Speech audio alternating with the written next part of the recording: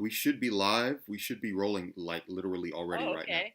Yeah. Hell yeah. Last time there was a big like brouhaha. You surprise us every time. Like Lau, when he starts to stream, he's like, Five, four, like three. Now recording. Yeah. No, I know about all Brandon's that. just like, Brandon's just like, yep, We got it's content. live. It's got to get made. Yeah. As long as your butt isn't on the camera, like I figure it's fine. As long as your butt's in the chair, If your butt's on the camera's on. chair, we're making the content, and yeah, it's fine. I will check I will double check and make sure that we're live everywhere. But yeah, I'm excited to be here. It's another day of life, and we're playing with this new format that we get to talk to people like directly. No filters, no edits, no professionalism. Just us kicking it. Yeah, Yeah. yeah, just hanging out like yesterday and like tomorrow and like I don't know. We're just gonna keep doing this. I think today we wanted to talk about. I don't know. We could definitely talk about some news, but we wanted to also talk about video games a little. I think, Ooh, right? yeah, because we are tonight. We are interviewing. We're interviewing Twitch streamer Jazzberry, and we're also interviewing the developers of Tonight We Riot. Yeah. So So very video game heavy day for the podcast. yeah, Jazzberry's not Um, on Twitch. She got banned from Twitch, and I'm sure she'll talk about that story during the interview. So she's on Mixer, which basically means she doesn't exist. But she's trying to get back on Twitch like any sane person would. I mean, if you're not on Twitch, you're just going to it's over for you. yeah, it's like being on Mastodon instead of Twitter. But yeah, the only thing that you're missing is like if you're on like Mastodon, you at least have moral superiority. Um, you can go, well, I'm building a true platform that is for all people. You know all that nonsense For that we like sure, to do. right? But it's not Uh, real. You're sending yourself to the it's shadow nice to see that zone. we both wore red today. That's right. By the way, power colors. That's right. Got to stay strong. And also, that's our show's color. I've been thinking that That's maybe it, we right? should. I've been thinking that maybe we should get like some branded banners, and that way we could have our Ooh. branded banners. It'd be dope. Be dope. But yeah. So Um, go ahead. I just wanted to maybe start. I know we might want to maybe mostly talk about video games, but I wanted to start by talking about the news, especially because this is a follow up on what we were talking about yesterday. Yesterday we talked about Nancy Pelosi a little bit and the calling Donald Trump fat. Nancy Pelosi doubled down on her You doubled down. epic burns, extremely incredible dunks that Trump will never recover from. She called Trump a child with doggy doo on his shoes. Dunked on. Got Got him. him. What? Well, okay. I think it was. I think her exact statement was just like, he's like a kid, and you come in there with dog dew on your shoes, and if you're playing with him, you're gonna get the dew on your shoes too, and it stays with you forever. Her quote was like, not to misrepresent her, but to paraphrase, something to that effect. Um, just a I poodoo will metaphor. confess, if you put it in context, it makes about 7% more sense, which still does not add up to close to 100% sense making. No, uh, but I've got something for you though. what's up? Seeing that poop metaphors are like the left's favorite thing when describing a person. Does the left have any standing to attack Nancy Pelosi? Like, it's the only acceptable insult. Because we talked about like fat shit. You can't call anyone fat. That's like a fat person will feel bad. You can't be like he's dumb because they'll be like, well, I'm dumb. I vote. Leave me alone. So the only thing you can say is that like you're a bad person and you're a I poo mean, poo person and you're a poo I poo think head. it's an So acceptable insult. Like, I don't think it's like problematic. Okay, to be clear. It's just whack. It's just whack. Like, and it's the kind of shit that we always make fun of Trump himself for doing. He will, like, get on a press conference and be like, oh, she was a bad, smelly woman. She smelled like a cabbage. I couldn't stand her. You know, like, she smelled she smelled like she had the poopy on the bottom of her pants. My Trump is molding a little bit into Bernie. Bernie could do it. Bernie could pull it off. He had the poop on the bottom of his pants. Bernie, unfortunately, would find that he finds childish things childish. The rest of the world has moved on. Like, the children obviously are childish. And, like, old people have now decided that childishness is the way to get political power. So that's where we're at now. We're all acting like 14-year-olds on Xbox. Xbox culture has just fucking taken everything over. You know, maybe video games do cause violence. Just not in the way that we thought. Yeah, they causing the international violence, like the state. They're causing state violence now.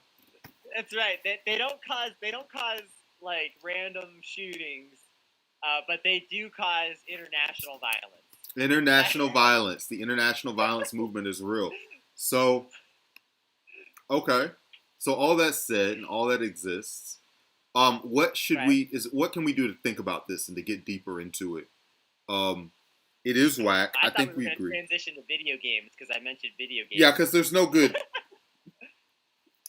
I like to do like the first take. Oh well, you know, Max Kellerman, you don't understand, but like we both agree, there's not a lot of room to debate. Nancy Pelosi kind of whack. So. Like even Brandon, who loves to play the devil's advocate, cannot really find a way to be like, yes, this was great. Here's how this was secretly really good. No, nope, it's not today. The only thing I can say is that the left says shit that's just as lame all the time. That's not really a strong defense, though. I mean, and who on the left is saying that? Like, Peter Dow isn't on Twitter going, "You poo-poo head." Like, he tends to post like a somewhat. You're right, but I'm sure we can find someone on the left that's just calling people poo-poo head. Yeah, I mean, we can. I mean, Kyle Kalinske exists. Can you imagine Jimmy Dore getting really pissed off and just going, "He's a damn doo-doo head." Like, even Jimmy Dore. I have no respect for Jimmy Dore. I shit on him all the time. One of your favorite topics. Jimmy Dore will like actually savage someone. You know, like he will actually be like, maybe his insults are dumb on like a level of like, they're not entirely accurate or they have a philosophical issue or something, right. You know what I mean? But like, he will get on Twitter and be like, "You fucking piece of shit. You don't know what the shit you're talking about. You need to crawl back in your cave." Like, at least you can give him that he will actually legitimately savage someone. He won't just, Jimmy Dore just tags, you know, fucking one of the hosts of Pod Save. He's like, you smell like poo-poo. There's poo-poo on your shoo-shoo. So. And I think this is also the kind of thing, when the left does it, sometimes it's clearly in the spirit of, like, irony. And I don't know. Sometimes, not all the time. Sometimes it's just people being stupid as shit. But like, when the left does it, sometimes it's like clearly in the spirit of irony to be like, "Oh, you're a poo-poo." Oh yes, we do we shitted and farted discourse. Yeah. Right, shitted and farted is a whole discourse. But irony relies on there being something to contrast against this. Right. Like, noticeable. Right. And with Nancy Pelosi, it's like we can't really be like, "Oh, this was an ironic." No. She was calling it. This was her legitimate statement. Right. So let's just move past Nancy because there's so little to say. I just kind of feel like the vulgarity in politics that's kind of passed on to gaming, passed on to our culture just as a whole. That video game culture is just a microcosm for our actual system.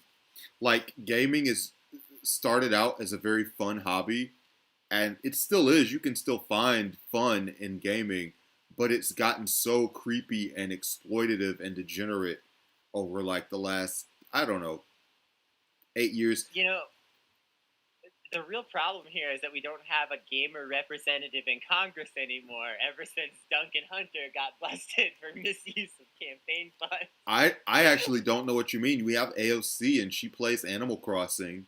Oh, it's true. She's ranked in League, yeah. right? Or Dota. Yeah. One of those two games. AOC holding it down for a whole generation just by herself. The Democrats are just so pissed off that they like messed up and let her in. They're like, we got to fix this mistake as soon as possible. Look at you. You've got the plague. She knows what Banjo Kazooie is. That's the problem. Name how many congressmen actually know what Banjo Kazooie is. Probably I bet under a dozen. Senators and House members. Yeah, I agree. I feel like we could do a poll right now and that most of them would be like, Banjo. The problem is, too, is like that's not even like a current, like a super current franchise. Like that's kind of a dated franchise. So even if you were like Bernie Sanders and you care about your grandkids, like his grandkids aren't playing that. He probably knows what Animal Crossing is. He doesn't. Are you sure that Bernie knows what Animal Crossing is? I'm 100%. I would put money on Bernie knowing what Animal Crossing is. Okay. Especially during coronavirus. If coronavirus didn't exist, I might be like, maybe. Okay.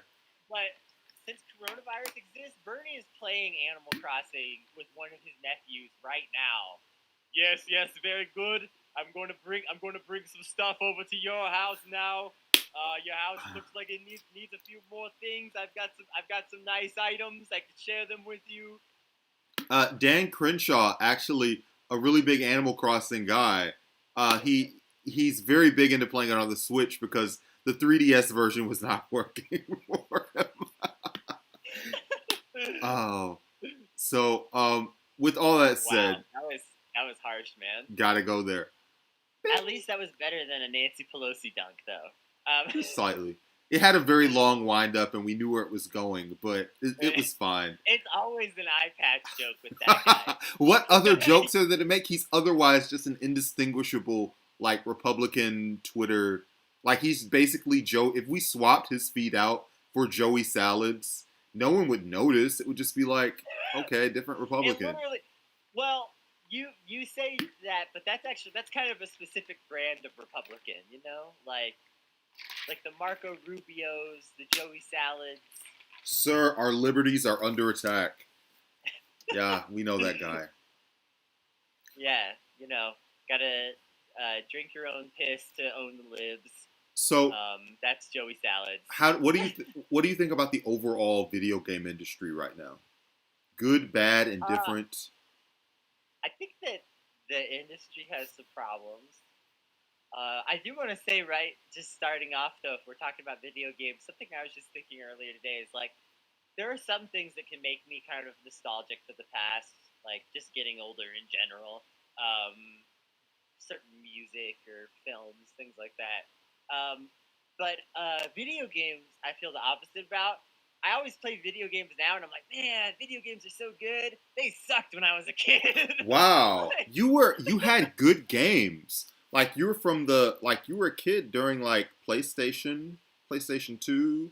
But let's be real, like those were good in the sense that they were good in their time, that they created certain kinds of legacies and things like that. But I'm not gonna play Tomb Raider on the PlayStation ever again. Yeah, to be fair, you were part of that generation.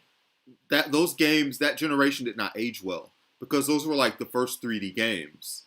But like, most video games don't age well. I don't agree. I feel like if you ever played some, you need to go back and play Super Metroid, son. Like Super Metroid, Why Link to would the I play Past. that when I could play a robot named Fight, which is Super Metroid but better and like made in the modern era? I don't even know what that is. What is that? I think you just don't know. I think you just don't know enough games. Is that sounds like a fake Mega Man, a robot named Fight, a fighting robot, Mega Man. Yeah. It's like a procedurally generated Super Metroid, basically. It's really good. Okay. No, I know there's stuff like Bloodstained and all the other stuff, but no, I feel like shit like Link to the Past and Super Mario World and some of the Sonic games. I just feel like that 16-bit era. If you go back and you play Streets of Rage, if you go back and you I play that play stuff, some of they're that stuff. fine. I do like go back and play some of that stuff sometimes, especially like Super Mario World's a big one that I try to like enjoy still because I loved it so much. But even that, like I just like it less and less over time. The reason why you like Um, it less and less is it's like Seinfeld. Every sitcom was like trying to be Seinfeld, like so that the OG is like gets less respect because there's all this iteration on it. So I feel like the yeah, Super and Nintendo that era, iteration is good. Like everybody, yeah, there's I mean, yeah, funnier it jokes than is. Seinfeld. Yes, it is good, but like everybody who's making games now like grew up on Super Nintendo. That's like high up enough to be in charge of making the It, game. So they're it's like, not that yeah, I don't want to give the credit or acknowledgement to these old games or say that there's like nothing of value left in them. But overall, video games sucked when I was a kid. I played a lot of games, and only a handful of them really stood out as like exemplary, and the rest were kind of like generally mediocre, and like you were just accepting them because it was what you had, I right? like that this was Uh, gonna be like a debate about like we're gonna be talking about like late capitalism and microtrans. I thought you were just gonna be like, well, there's microtransactions. They're always nickeling and diming us. But you were just like, no, games are good now, and like I don't. But there's so much novelty that I feel like is missing now because I feel I like do think the novelty is an issue. yeah, because there were I will new give you that. genres coming out there. Like you're talking about like this time period where games weren't good was Mario 64. We got to see Mario in 3D for the first time. You got the controls. He was flipping. He was woohoo. Like it was the first time I saw Mario 64. I lost my shit, man. But see, like you can't talk about it without immediately giving into a nostalgic description of like the first time I saw it. It, Yeah, the first time I played Mario 64, it blew my fucking mind. I'm not gonna deny that. yeah, Like the first time I played Doom 64, holy Doom shit, 64. Yeah, holy sure. shit. Yeah. Like yeah, like there were so many things. Um, but So like yeah, me and some friends like fucked around in like the Mario 64 multiplayer recently, and it was okay, but it was like it was the kind of thing that you do for a day, and you feel kind of like, oh, this is fun, and then you're like, okay, okay, well, forget about like how the old game holds up. What I'm just saying is, I don't know if the new generation has like games that knock you on your ass in that initial way that well, you're like, okay, so wow. let's actually talk about the industry now, because this is Okay, where I think this is where I think the industry comes into play. sure. Here's my critique of the games industry as it stands now.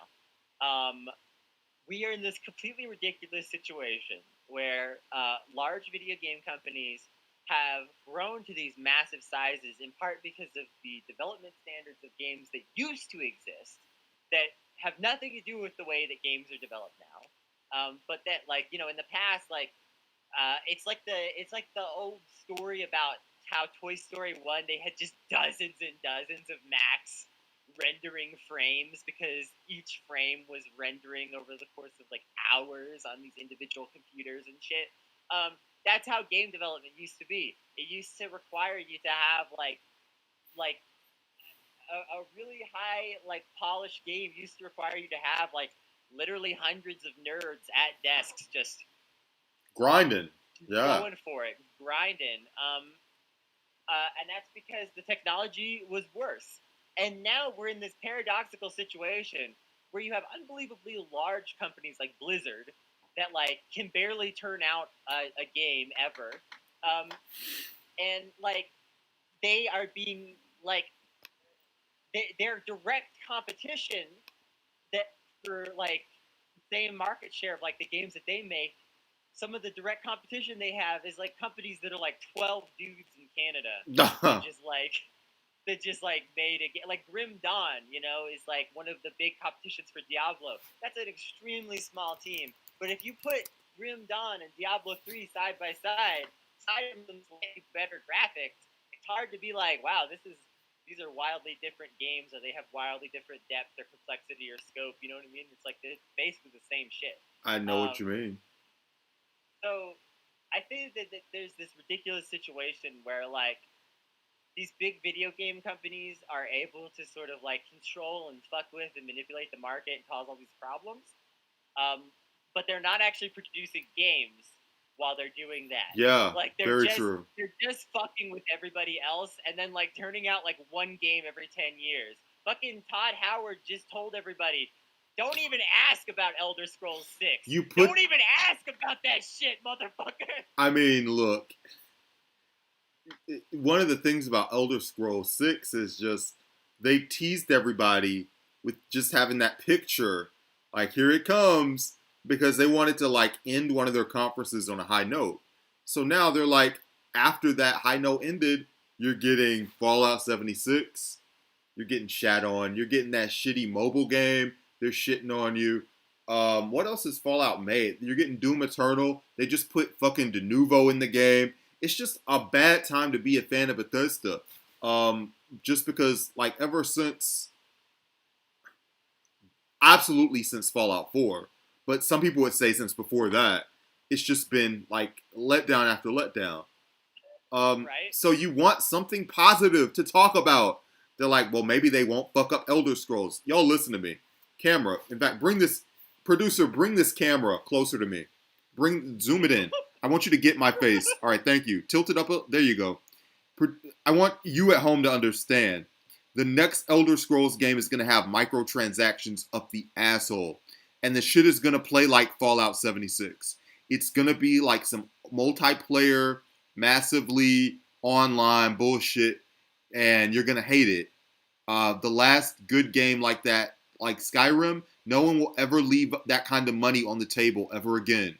Because you think playing Skyrim for like 8 years was cool, and they were like, we didn't make money off of that. We only sold you the game once, and you had 8 years of fun. That will never be allowed to happen again. Okay? That shit's over. Because they look next door, and they looked at, these Rockstar Games. Rockstar Games sold that GTA Online, and they ain't even made a 6th one. Because they sell these shark cards, man. Like, they sell the shark cards to the 14-year-olds, and they cashing out. They made so much money. Yeah, they don't have to do shit. Okay, so I think that there's something to be said sometimes for, like, a DLC model that actually, like, supports the continued development of the game. Sure. Right? Yeah. And, like, where it's like, yeah, I want more content for the game. You want to keep developing it for several years. Yeah. I will buy your expansions. Give me some extra missions. I want, you get what you want. Give me an extra character. Let me play with Big Head mode, whatever. Yeah. Right, but microtransactions, like, they don't even tend to add, like, real interesting, significant, or, like, exciting content to the game. Like, a lot of times they're just kind of locking you out of shit that's just kind of basic. It's just, like, you should have just had. Yeah. Or they make the grinding so tedious that you are not going to get, like, powered up because you're getting your ass kicked. And, like, when I talk about, like, the difference between, like, developers offering, like, significant content after development and then just offering microtransactions, it's like, you know, when I think of, like, good developers, it's like you get an expansion for your game and it feels like a new game, you know? You've got, like, a whole new storyline to play through or a whole new type of way to play the game or, you know, whatever. Like it's significant content. A lot of microtransactions is like, here's your new gun. No, here's paint for your gun. Here's a paint job for your gun. Yeah, here's your new silencer. Like... It doesn't fit on most of your guns that you have right now. If you want the universal silencer pack, that's extra. That's a different thing. You gotta roll on the silencer loot crate table. You get a random silencer. But the worst thing about it is people suck up to it. People don't know any better. They don't know that things used to be different. And that all that stuff that used to be DLC. Have you ever played something called Time Splitters? Time Splitters has all that shit. Time Splitters is so good. I know I'm somewhat trolling you, but I'm also telling our audience, play Time Splitters, because they had all this shit that is DLC and used to cost so much extra money, and you literally just got it by playing the game. If you beat the level fast enough, you would unlock the extra skin, the weird character, Right. do a dance, Yeah, every invincibility. single level in Time Splitters had like 3 to 5 Yeah, characters that you could unlock by playing it over and over again and like getting better at it or finding the secret path or beating the secret boss or whatever. Time Splitters was dope. Time Splitters 3 was one of the best video games ever made. It's very extremely underrated. Like people should talk about Time Splitters 3 the way people talk about Halo 2 and then some because it was easily on that tier or better. it wasn't I'll edgy defend that enough, to I the death. guess. I don't know. It was very campy, and maybe people didn't like People that. a gingerbread man. How is that not edgy? People wanted to be like, especially during that time, people wanted to be like hard ass Brown. Space Marine, the Punisher, that kind of Batman, that kind of shit. Batman. So people were into that, and so Yeah, Time Splitters didn't quite fit. everything had to be brown. You had to make games that were entirely brown, except for the people. Right, No brown people. right. All of the Gears of whole War, world is, perfect example. yeah. Just those graphics bore the shit out of me now. Like Halo worlds, like half the maps you can't even tell what anything is. Like everything is just like another gray rocky feature that looks the same as the last one you saw. Like it's just bad. Yep. So, I think people doing that and just taking it and they don't know any better and they defend it. They're like, yeah, well, it's my choice. It's my choice as a player to pay extra money and I do it. Now I have bought extra money on I've spent money on microtransactions, but like I know it's bullshit. Like I know it's a scam. So knowing that gives you some sort of power to be like, okay, whoa, how much money am I spending on this? Let me slow it down. I mean, look, NBA 2K, they get me once in a while. Um, I mean, here's the thing. In terms of like they exist, I'm not gonna. I never blame the consumer or like the person kind of lowest on the chain for problems like this. Like microtransactions are a problem that's way above like an individual consumer's head. If you really enjoy a game and spending a little bit of money on it every month brings you pleasure because you keep playing it, like I don't think that's the sure. craziest thing in the world. But obviously, there's a problem with like the fact that this is basically a legalized, unregulated form of gambling that children have access to. And if you've ever done something that involves opening packs, you feel like, oh, you were so close, man. If I open one more pack, I might get it. Dude, I played Magic when I was a kid.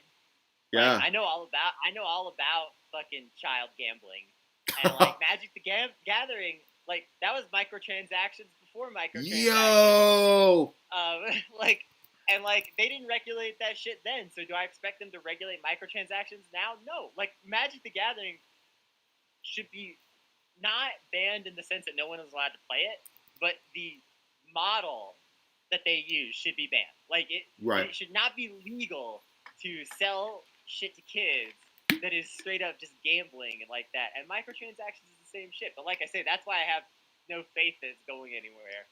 Is because Magic the Gathering's been around since I was a kid, and I've heard since I was a kid people say, "This is gambling. We need to do something about it." Nothing has ever happened. I had fucking Pokemon cards, and it's the same difference. Oh, I want that Charizard. I want that Mewtwo. Buy it, buy it, buy it. And then your parents would be like, kid, I'm getting you like 2 packs. That's it. So you'd be like, oh, fuck, never mind. The parents never got it too. They'd be like, "You got a foil card. Aren't you happy?" You're like, "It's a foil magic card, Mom." Like, Yeah. So, I'm usually when we do these episodes, we try to say, oh, there's hope in the future. But on this issue, there's no hope. Protect your kids. No hope. It's over. Because maybe like in 30 years there will be like an actual gamers' rights president. Like some not if Duncan Hunter can't make it. I thought that was Hunter Duncan. was the gamer. No, Hunter Duncan was the comedian Okay. that Yeah. pretended to run to replace him. And then he really got fired. That was funny as hell.